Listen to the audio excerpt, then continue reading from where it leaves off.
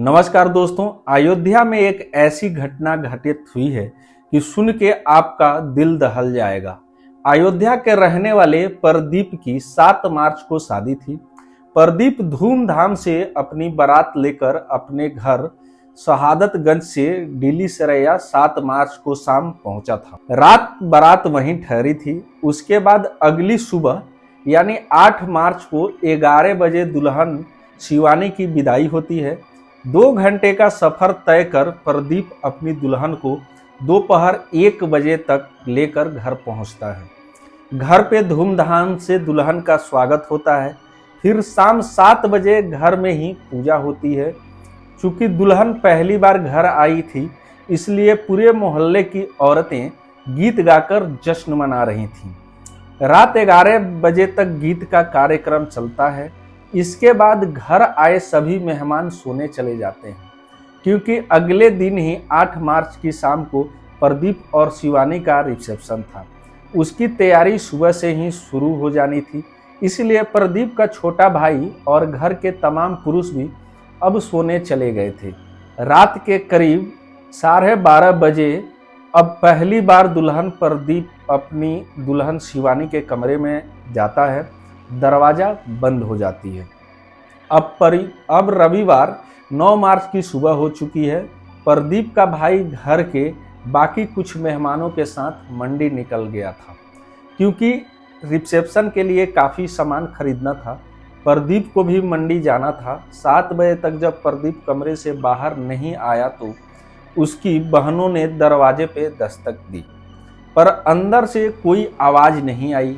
इसके बाद माँ ने दरवाजे की कुंडी खटखटाई, फिर भी अंदर से कोई आवाज़ नहीं आई। अब पहली बार घर वालों को कुछ अजीब लगा।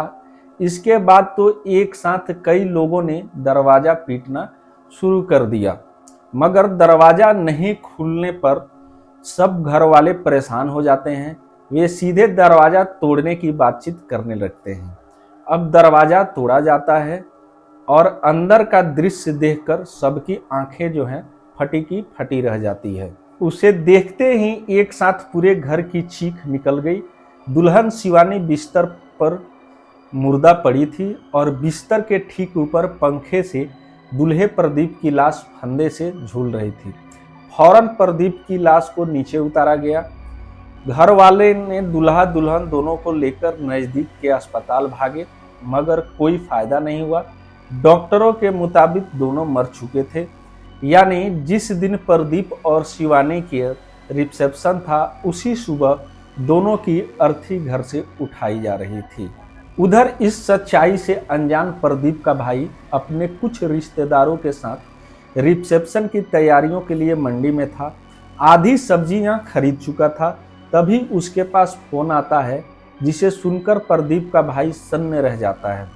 उसे भाई और भाभी की मौत की खबर मिल चुकी थी। फेरे के 24 घंटे के अंदर ऐसा सुहाग रात वाले दिन ही दूल्हा दुल्हन की दोनों की मौत हो जाती थी। ये सबको हैरान करके रख देती है। हैरानी इसलिए थी कि बारात से लेकर फेरे और विदाई तक दूल्हा दुल्हन दोनों ही बेहद खुश थे। खुशी खुशी तस्वीरें भी खिंचवा रहे थे। दूल्हा प्रदीप तो अपनी शादी की खुशी में नाचा भी था। फिर कमरे में जाते ही ऐसा क्या हुआ कि दोनों की जान चली गई? पुलिस अभी इस सवाल का जवाब तलाश रही है। तभी पोस्टमार्टम की रिपोर्ट आ गई है। पोस्टमार्टम रिपोर्ट के मुताबिक शिवानी की मौत गला घोटने की वजह से हुई है, जबकि प्रदीप की मौत लटकने की वजह से हुई है। अब चूंकि कमरे की कुंडी अंदर से बंद थी, लिहाजा किसी बाहरी शख्स के अंदर जाने की कोई गुंजाइश नहीं थी।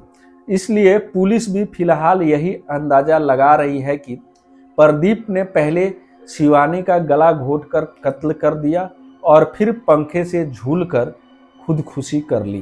पर सबसे बड़ा सवाल ये है कि आखिर रात 12:30 बजे से सुबह 7 बजे के बीच बंद कमरे के अंदर ऐसा क्या हुआ कि शादी के 24 घंटे के अंदर दूल्हा दुल्हन दोनों की मौत हो गई?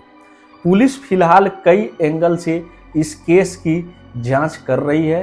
पहला, अगर ये खुदकुशी है तो प्रदीप और शिवानी ने आपसी रजामंदी से एक कदम उठाया होगा। यानी शिवानी की मर्जी से पहले प्रदीप ने गला घोटकर उसे मारा और फिर खुद फंदे से झूल गया। दूसरा, ये सिर्फ एक मर्डर केस हो सकता है। प्रदीप ने शिवानी का कत्ल किया हो और फिर पकड़े जाने की डर से खुदकुशी कर ली हो, या फिर इन दोनों की मौत का जिम्मेदार कोई बाहरी शख्स हो सकता है। ये शक इसलिए उठ रहा है क्योंकि पुलिस से पहले घर के लोगों ने दरवाजा खोल दिया था। अगर ये डबल मर्डर है तो इस बात से भी इनकार नहीं किया जा सकता कि कातिल ने दोनों कत्ल किए और फिर दरवाजे से बाहर आ गया, पर चूंकि दरवाजा तोड़ दिया गया था इसलिए पुलिस को लिहाजा कोई सबूत दिखाई नहीं दिए। प्रदीप और शिवानी का रिश्ता करीब साल भर पहले ही तय हो गया था। दोनों फोन पर बात भी किया करते थे। शादी में शामिल दोनों ही परिवार के माने तो दोनों इस शादी को लेकर बहुत खुश थे। शिवानी की मां ने यह भी कहा कि सोचा नहीं था कि महज 24 घंटे के अंदर ऐसा कुछ हो सकता है। फिलहाल पुलिस दोनों के मोबाइल कॉल डिटेल्स और चैट खंगाल रही है, साथ ही रिश्तेदारों से पूछताछ कर कत्ल की वजह तक पहुंचने की कोशिश कर रही है। अगर आपको ये वीडियो पसंद आया हो तो लाइक करना ना भूलें, अपने दोस्तों के साथ शेयर करें और अगर आप हमारे चैनल पे नए हैं तो चैनल को सब्सक्राइब कर लें। मिलते हैं नेक्स्ट वीडियो में, जब तक के लिए जय हिंद, जय भारत।